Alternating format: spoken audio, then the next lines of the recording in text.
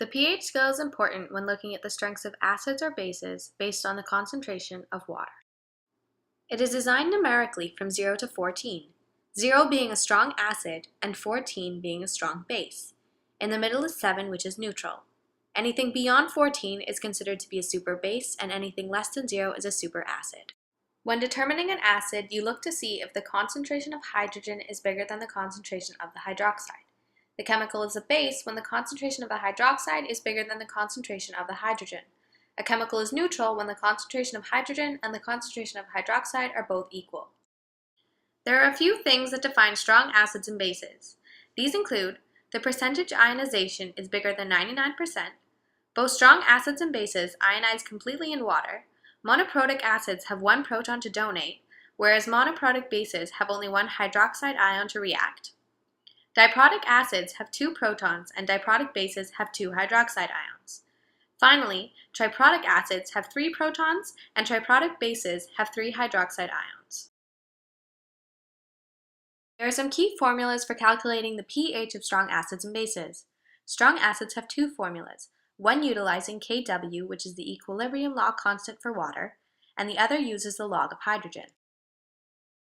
Strong bases also have 2 formulas. The first is the same as our strong acid, except it uses the log of hydroxide, and the second is under SATP conditions.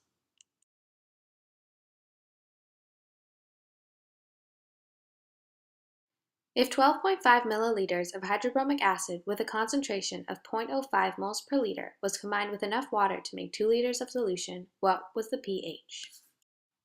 The equation indicates that hydrobromic acid will break down into hydrogen and bromide. The amount used is 0.0125 liters. The concentration is 0.05 moles per liter.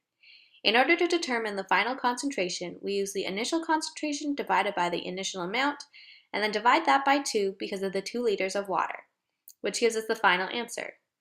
Since it's a 1:1:1 ratio, all the concentrations are the same. Now you can find the pH by taking the negative log of the hydrogen concentration.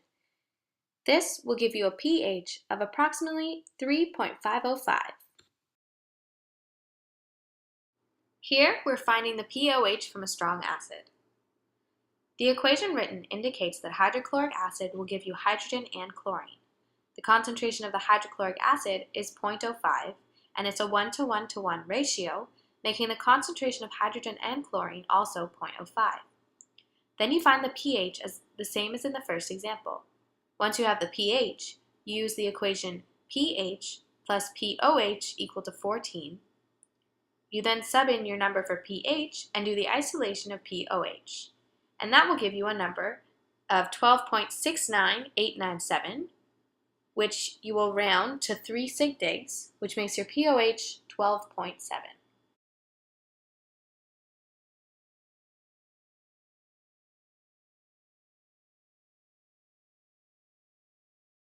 Calculate the pOH and the concentration of hydrogen for 0.05 moles per liter of barium hydroxide.